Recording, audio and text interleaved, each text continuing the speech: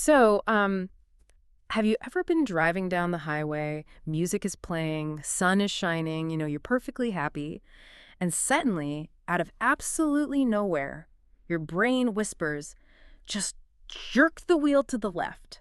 Just drive right into that concrete divider. Oh, yeah. Or maybe you're standing on a train platform. The commute is totally normal, and for a split second, you just see yourself jumping onto the tracks. Exactly. It's so It's weird. that terrifying little jolt. The French actually have a really beautiful poetic term for it. L'appel du vide, the call of the void. The call of the void. Wow. It's such a universal human experience. I mean, I think if we're all honest, 99% of us have felt that glitch. Mhm. And for most of us, the reaction is pretty immediate. You shake your head, you maybe laugh nervously, you think, oh, where did that come from? Yeah. And you change the radio station. Right. You just dismiss it as noise. Yeah. You identify it as junk data. Your brain basically offered up this catastrophic simulation. You rejected it, and you just moved on with your day. The filter worked. But today, we are doing a deep dive into what happens when that filter shatters. What happens when you stop dismissing the noise and you start believing it? What happens when that fleeting, weird thought gets stuck and you start to believe that just thinking it means you might actually do it? And we have some fascinating source material for this. We're looking at a specific clinical case study today that is, frankly, terrifying to read on paper, but it is incredibly illuminating about how the human brain processes fear. Yeah, we're talking about a young man named Peter. Right, Peter? So we're pulling from a clinical case study on exposure and response prevention therapy, or ERP. And Peter is a 15-year-old high school sophomore. And I want to set the scene here right off the bat because Peter isn't what you might expect when you think of a severe psychiatric case. Not at all. He's described in the text as a good kid, he's Yeah. responsible, he's kind, generally happy. He's really just the kid next door. Which I think makes the spiral all the more tragic. This wasn't some slow burn of delinquency or a long history of behavioral issues. It was a sudden descent. The family called it constant anxiety. But when you look at the clinical notes, anxiety just feels like way too small a word. It really is. Peter was living in a horror movie that was playing exclusively inside his own head. And the stakes for him were incredibly high. He wasn't just worried about, failing a math test or fitting in at school. He was convinced he was a monster. A literal danger to society. Yes. By the time he gets to the specialty clinic that's discussed in our sources, he has basically stopped living his life. He is isolating in his room, watching videos nonstop just to drown out his own internal monologue. Yeah. And this is the kicker. He is absolutely terrified of knives and scissors. Just common household objects became instruments of doom for him. Exactly. And our mission today for this deep dive is to unpack Peter's journey. We are going to look at how a kid who was afraid to hold a pencil because he thought he might stab his mother, how he ends up being cured by doing exactly that. It's the absolute paradox of exposure therapy. It is the most counterintuitive solution you could possibly imagine. To cure the fear of the flame, you basically have to touch the fire. Right. But as we will see with Peter, it's not just about, being tough or white-knuckling it. It's about completely rewiring the logic of safety in the brain. So let's unpack this. Let's go back to the beginning of Peter's spiral. The source material describes his symptoms in pretty graphic detail. It wasn't just a vague feeling of, oh, I might hurt someone. It was very specific visualizations. Very specific. And this is a hallmark of what we call harm OCD in the clinical world. Peter reported having clear, highly intrusive images of stabbing himself, stabbing his siblings, or stabbing his parents. And it was always with those specific tools, right? Yes. Note the implements he feared. Kitchen knives, scissors. These weren't abstract fears of harm or bad luck. These were tactical, violent scenes playing out in his imagination like a movie reel he couldn't turn off. Imagine being 15 years old. You love your family. You're a gentle kid. And suddenly, every time you look at your little brother, your brain flashes a movie of you hurting him.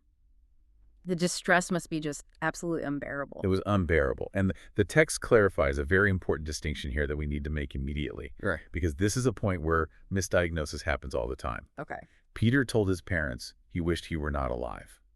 Now, normally a clinician hears that and immediately thinks, okay, depression, suicidality, immediate crisis intervention for self-harm. Right, you naturally think he wants to die because he's deeply sad or hopeless. But in Peter's case, the source makes it extremely clear. He wasn't suicidal in the depressive sense. He didn't want to die because he hated his life. He wanted to escape the possibility that he might hurt someone else. Wow. He was so terrified of his own potential loss of control that non-existence seemed like the only safety guarantee. That is such a heartbreaking distinction. It's almost a tactical decision in his mind. He's trying to protect his family from himself. Like, if I'm not here, I can't stab anyone. Exactly. It was an act of distorted altruism. He basically viewed himself as a ticking time bomb. So how did this anxiety actually manifest on the outside? Like, if I'm looking at Peter during this spiral, what am I seeing? Because obviously nobody can see that violent movie playing in his head. What you're seeing are compulsions. Remember, OCD stands for Obsessive-Compulsive Disorder. The obsession is the thought, like I might stab mom. The compulsion is the behavior you perform to try and fix or neutralize that thought. Okay, so what was his main compulsion? For Peter, it was primarily reassurance seeking. He would ask his mother incessantly, "Do you think I would stab myself? Are the siblings okay? Did I hurt anyone today? Are the knives locked up?" And as a parent, your biological imperative is to soothe your child. Do you want to say, no, of course not. You're a good boy, Peter. You've never heard a fly. Exactly. And the family did exactly that. They tried to use logic. They said, Wow. "Peter, look at the data. You're gentle. We don't even have guns in the house. You're safe." But here's the critical thing about OCD. Logic does not penetrate the feedback loop. It just bounces right off. The source actually notes that the more they answered his questions, the more he asked. It became incessant. He would cry or get visibly angry if they didn't answer him immediately. It's almost like feeding a beast. You give it a little reassurance snack, thinking it will settle down and go to sleep, but it just gets hungrier. Precisely. Because it validates the question. If I ask you, is the building on fire? And you calmly explain for 20 minutes why the building is not on fire, my brain goes, wow, he spent 20 minutes explaining that. There must be a real risk of fire here. Right, because if there was absolutely no risk, you just laugh it off and say, don't be ridiculous. Exactly.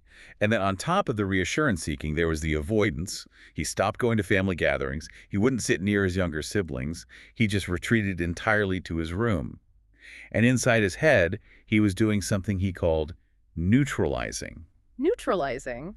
That sounds like something out of a spy thriller. What did he actually mean by that in a clinical context? It's a really common mental compulsion.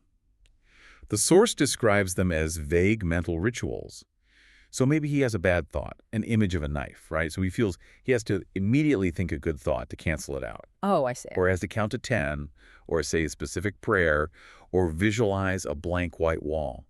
It's a way of scrubbing the mind clean. But of course, it's totally exhausting.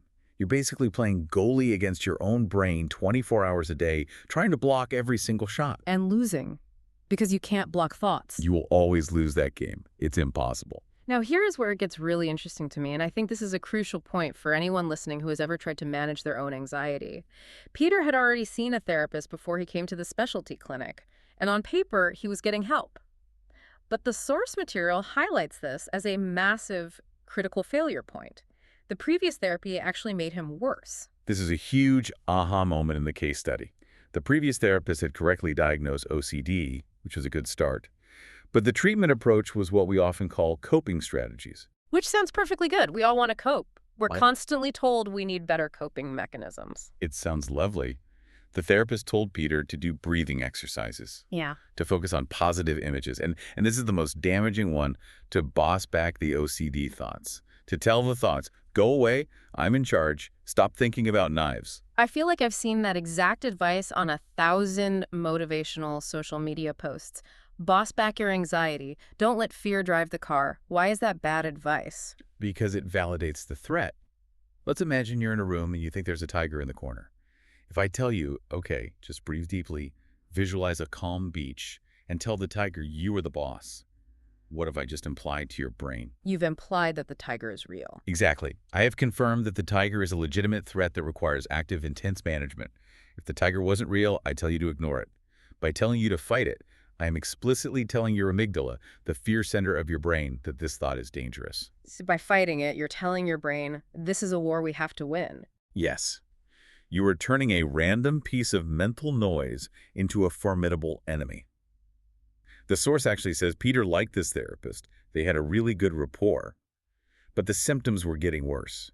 He was breathing and he was bossing, but he was still absolutely terrified. Because deep down, the core message he was getting was, these thoughts are bad and you need to work very, very hard to keep them away. It's the white bear effect, isn't it? Classic psychology. Uh-huh. If I tell you whatever you do, do not think of a white bear. What is the very first and only thing in your mind? A white bear. I can see it right now. Right, so Peter is sitting in his room, trying desperately not to think about knives, which guarantees he's thinking about knives 100% of the time. So Peter's parents realize this just isn't working. They pull him out and they take him to a specialty clinic that deals specifically with exposure and response prevention. And this is where the whole story pivots. Enter the new team. And the first thing they do is something called psychoeducation, which basically translates to teaching Peter how his brain actually works. They have to debug the software before they can fix the hardware. That's a great way to put it. Before they do any of the scary exposure stuff, they have to completely reframe the problem. The new therapist explains that cycle we just talked about. Intrusive thought leads to distress, which leads to avoidance, or a ritual, which leads to temporary relief. Right. And they explain that the relief is actually the poison. Every time Peter avoided a knife or asked his mom for reassurance, he felt better for about 5 minutes. But he taught his brain, phew, that was close. Avoidance saved my life today. It was actively reinforcing the fear. He was literally training his brain to be more afraid of the knives. The therapist identified a core misunderstanding Peter had. Peter believed that having the thought meant two things. Number one, loss of control. If I think it, I'm likely to do it. We call this thought-action fusion in the literature. And number two? Moral judgment.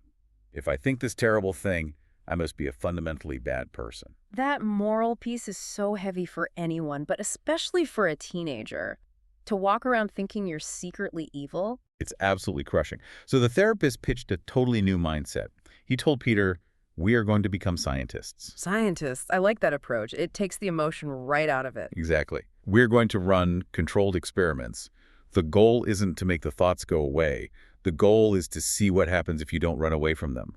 We are going to find out if the thought is actually dangerous or if it's just meaningless noise. This is a huge paradigm shift. Instead of let's make you feel better right now, it's let's find out the objective truth. Correct. The goal is not immediate relief. The goal is long-term learning.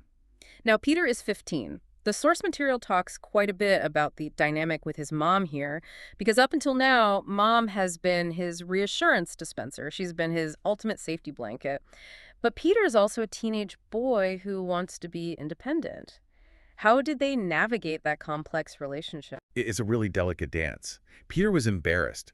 He didn't want to tell his mom every weird, violent thought he had. He wanted autonomy. But he also needed help. So the therapist brokered a compromise. The parents would be exposure coaches, but Peter would be the one to lead. So it's not mom nagging me to do my therapy homework, but mom is there to just hold the stopwatch. Right. And mom had to learn the hardest lesson of all for a parent. She had to stop reassuring him. If Peter asked mom, will I stab you? She had to learn to say nothing. Or to say, I don't know, Peter. Maybe. No, that gives me chills to look at your child and say, maybe you will stab me. It sounds incredibly cruel, doesn't it? Yeah. But clinically, it is the most loving thing she could possibly do. Because she is teaching him to tolerate uncertainty. She is refusing to feed the OCD monster. She's forcing him to sit with that intense discomfort until he realizes the discomfort won't actually kill him. Exactly. She's breaking the cycle. So they have the diagnosis, they have the team structure, with Peter as the scientist, the parents as coaches, the therapist as the guide. Now they have to build the battle plan. The source calls this the fear ladder. Or the hierarchy. Basically, you rank your triggers. You don't start by juggling chainsaws on day one. You start with something that's maybe a 3 out of 10 on the scare scale, and you slowly work your way up to the 10s. But for Peter, it wasn't just one ladder, right? The source explicitly mentions 2 different lists. Yes, and this is where the case gets very nuanced. They created list 1, which was the general or physical list. This included things like pens, forks, scissors, butter knives, kitchen knives, and situations like being alone, being with a friend, being with a sibling. Okay, that makes sense. Standard kitchen stuff, everyday scenarios. But then there was list 2, the secret list. The secret list. That sounds a bit ominous. Peter had thoughts he was just too ashamed to share, even with his mom sitting right there in the session. The text notes that he acknowledged these were sexual in nature, but he wasn't ready to discuss the specific details yet. That's a very human moment in what is otherwise a very clinical text. He's 15, he's suffering immensely. But he still has boundaries and a deep sense of shame. And the therapist handled it brilliantly. He didn't force a confession. He said, okay, just write them down vaguely, put secret thought A on the ladder. We will get to it when you're ready. This built incredible trust. It showed Peter that the therapist wasn't just there to traumatize him, but to work with him at a pace he could handle. So let's talk about how they actually structured these exposures, because it's not just put a knife on the desk and look at it. No. Looking at a knife is way too easy. Hmm. If I put a knife on the table and you look at it while you're mentally thinking about baseball, you aren't doing the work, you're just distracting yourself. The exposure has to activate the specific fear. For Peter, the fear was the combination of the physical object and the thought. So the exposure had to combine them. Hold the knife plus think the thought. Think the thought. So he has to intentionally summon the demon into the room. Yes. The specific harm thoughts listed in the study were killing a friend, stabbing himself, stabbing his parents, choking his youngest sibling, and stabbing strangers. He had to actively invite these thoughts into his mind while holding the weapon. I can feel my own blood pressure rising just hearing that. It sounds completely reckless. Like, here, kid, take this weapon and think intensely about using it. It feels reckless. But remember the scientist mindset we talked about? If the working hypothesis is holding a knife plus thinking about stabbing equals isosceles, I will actually stab. The only way to disprove that hypothesis is to do it and see that you don't stab. You cannot learn you are safe by avoiding the test. You have to run the experiment. So let's go into the deep end here. Segment 4 of our outline, the exposure. Let's start with what's called imaginal exposure. This is the scripting phase. Right. Before they picked up any physical knives at all, they worked with just the words. Imaginal exposure is basically writing a short horror story about your worst fear and reading it on a continuous loop. So paint the picture of that very first scenario in the therapist's office. Peter and the therapist are sitting there. The script they agreed on was brutally direct. Peter had to say out loud, repeatedly, I want to stab my mother to death. I want to stab my mother to death. Not I might, but I want to. Yes, because he was deeply afraid of the desire. He was afraid that deep down he actually wanted to do it, so the therapist made him say it. Over and over again. And what was his reaction? Panic. Hmm. The source says his initial anxiety was an 8 out of 10. Extreme distress. He's saying these forbidden words. He feels like he's literally conjuring a catastrophe into existence. He probably feels like just saying the words is an unforgivable sin. And he had to do it for how long? The intervals were about 30 seconds to 2 minutes. He would say it, repeat it. And then something really magical happened. The anxiety dropped. It went from an 8 down to a 5. In just 2 minutes? Yes. Because the human brain cannot maintain peak terror indefinitely when no tiger actually attacks. It's a biological process called habituation. But more importantly for OCD, it's what we call inhibitory learning or expectancy violation. Expectancy violation. Break that down for us. Peter's brain fully expected if I say these words, I will lose control and something terrible will happen. He said the words, nothing happened. So his brain has to update its database. I guess saying stab is just making noises with my mouth. It's not a magical command. The words lost their power over him. They became just sounds, like semantic saturation. Exactly that.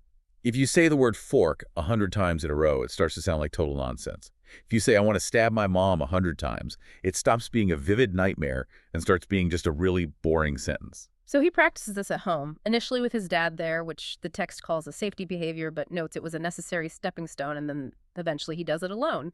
But then they level up. They move to in vivo exposure. Right, in vivo, Yeah. which translates to in life, real world, physical acts. And this brings us to the pencil scenario. This is the part of the source text that really stopped me in my tracks. I want to describe this clearly because it is intense.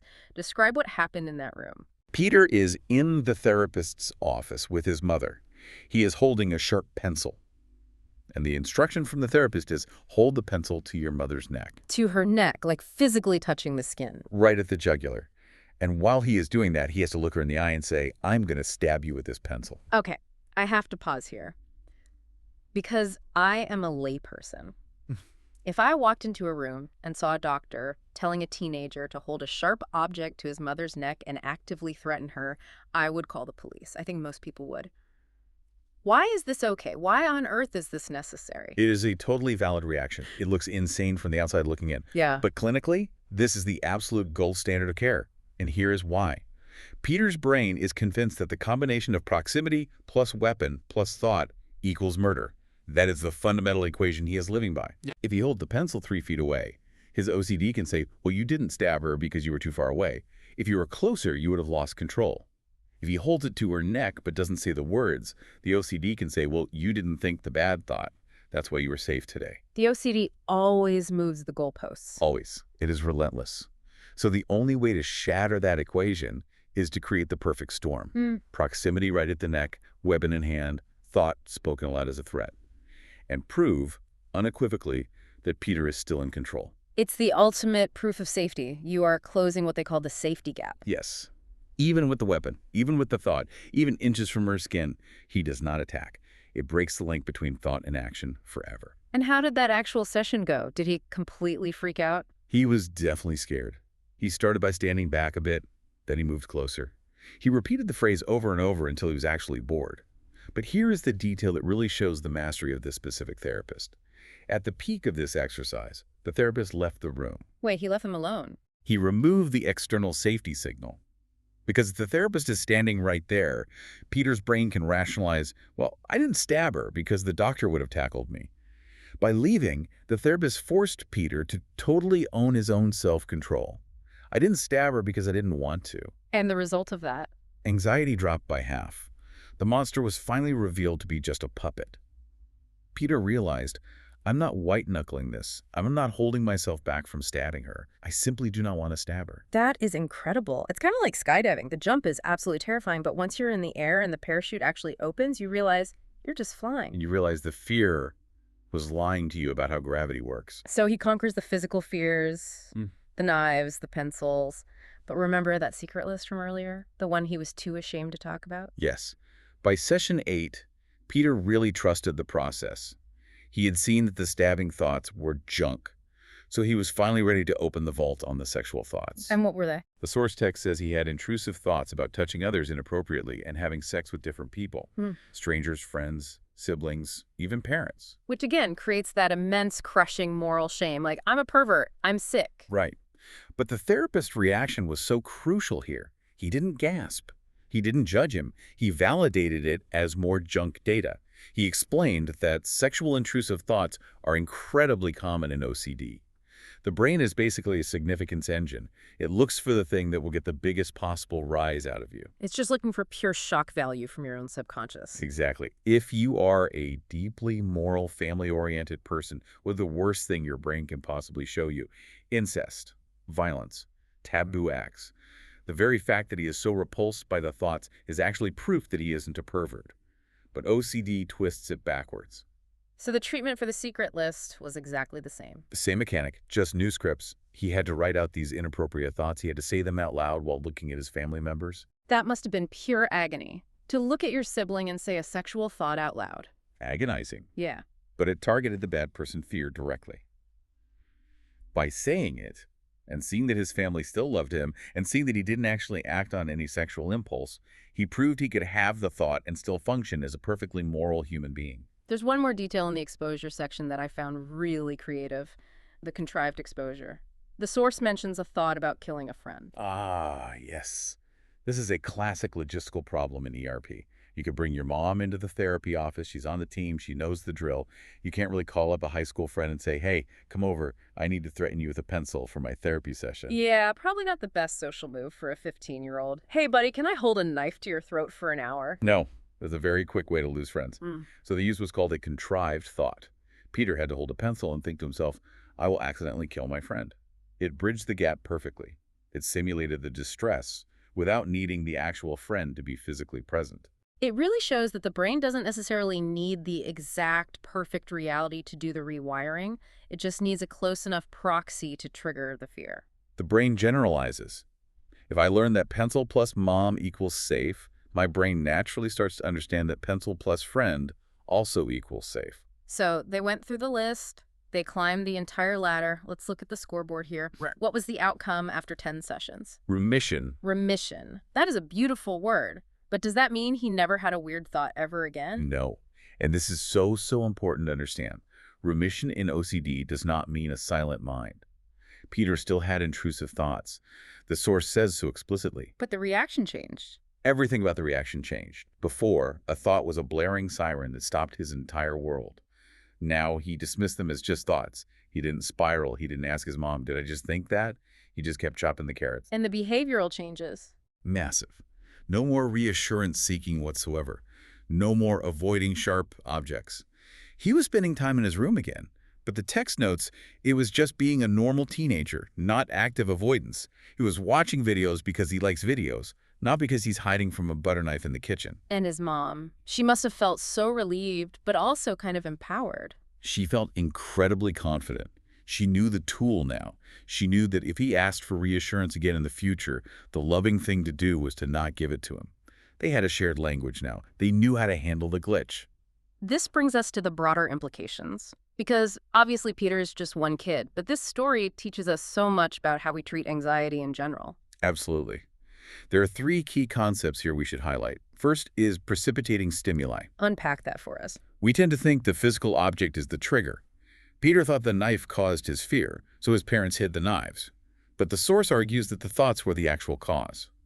OCD constantly misidentifies the trigger.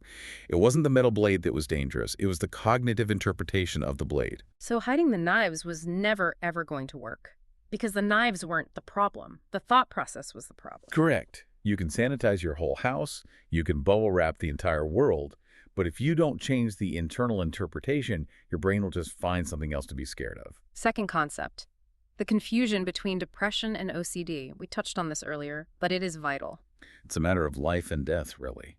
If a clinician had treated Peter for depression just because he said, "I wish I wasn't alive," they might have put him on antidepressants or done talk therapy about his sadness. And he would have stayed in that prison of fear. You have to treat the right monster. You have to listen to the why behind the words. And finally, the ethics of exposure. I think a lot of listeners might still be stuck on that pencil to the neck image. The source text actually discusses this hesitation among professionals, doesn't it? That ethical question of, should I really tell a kid to think about stabbing his mom? It does. It's a heavy, heavy question. It feels intuitively wrong to induce that much distress in a child. But the text argues strongly that the alternative is far, far worse. The alternative is letting a child live in a shrinking world, terrified of his own shadow, isolated, and totally paralyzed by fear. So the harm of the therapy is temporary, whereas the harm of the disorder is permanent. Exactly. The argument is that avoidance puts youth at much greater risk of lifelong suffering than facing the fear does. It's short-term pain for long-term freedom. It's like resetting a broken bone. It hurts like hell for a minute, but if you don't do it, you limp forever. And the ultimate why it works summary is simply habituation. Habituation. You cannot stay terrified of something you are bored of. If you say, "I am a monster," 500 times, eventually you just want a sandwich. The boredom is the cure. That is profound. The boredom is the cure. We spend so much time trying to run from our demons when maybe we should just sit down and have a staring contest with them until they blink. Or until we realize they're just cardboard cutouts. So that is the story of Peter. From a paralyzed 15-year-old convinced he was a danger to society, to a regular kid who knows that a thought is just a thought. And the core lesson remains for all of us. The content of your thoughts does not define your character. You are not what pops into your head. You are what you do. Peter never hurt anyone. The thoughts were loud, but his actions were always gentle. That is the reality. I love that. You are not your glitches. You're the user, not the glitch. Before we go, I want to leave you with a final thought to mull over. We talked about Peter's filter breaking, but think about your own mind for a second. How many glitch thoughts do you have every single day that you filter out automatically? The sudden urge to steer your car into traffic, the weird image of yelling in a quiet meeting.